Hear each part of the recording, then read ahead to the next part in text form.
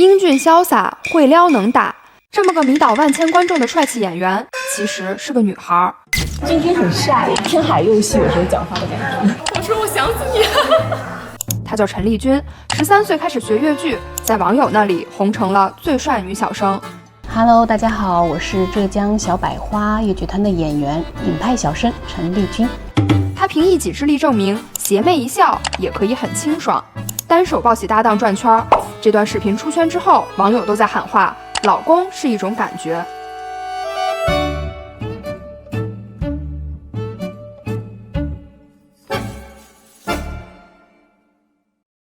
最帅小生的诞生之路，主打一个弯道超车。2008年，16岁的小陈丽君刚学3年花旦，拿过金奖，却突然要改个行当。可能老师以他们的经验出发嘛，看你演小生就是更有发展，我就不同意嘛。提了3次，第3次也就不管我意不意见了，就直接给我改了。小时候我就观察，男性是什么样的。但是后来其实我发现，我们戏曲舞台上的男性跟你生活中的男性其实不一样。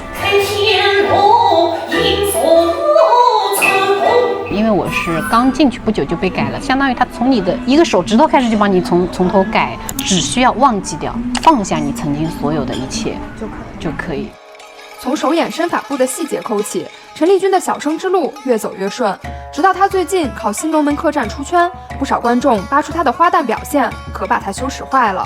我以前唱花旦嘛，哎呀，这个你们不要去找啊，谁没一点黑历史？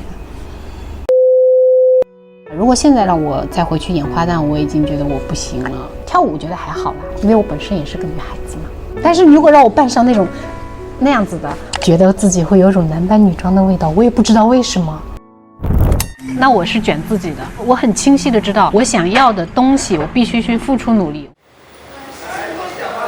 小陈到关爱追了一圈，我想让场馆的路都封上了，设置得了朝廷的命令，为古道班封官严查。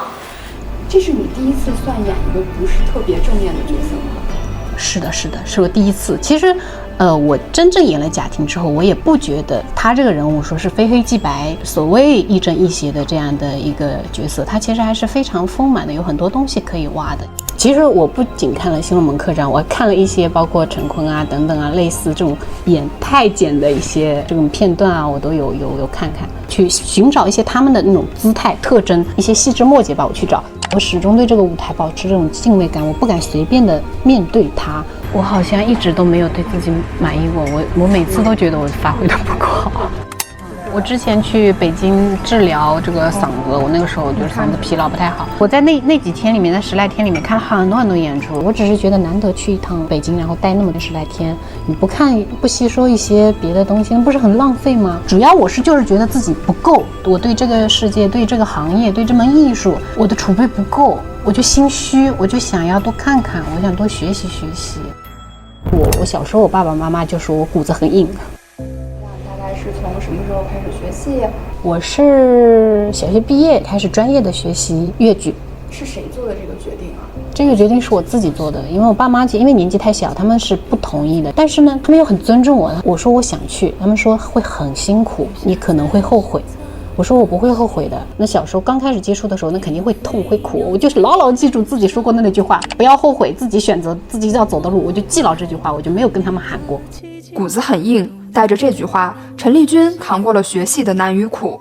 我小时候其实我还是挺喜欢打游戏的，但是呢，我自制力很强。我如果一碰到我跟专业有关的事情，我需要认真，我要学习的，我能把所有东西都戒掉。真的，我小时候其实蛮自卑的，我觉得哪儿都不太好，然后我看到满眼都看到别人比我好的地方。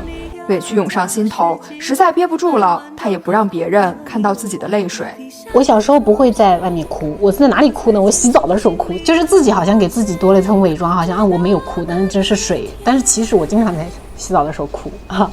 他喜欢种花，但因为工作太忙，顾不上精心照料，大部分都很快枯萎。只有最坚强的种子，才能挨过3伏天的暴晒和冬天的霜冻，挨到来年3月春暖花开。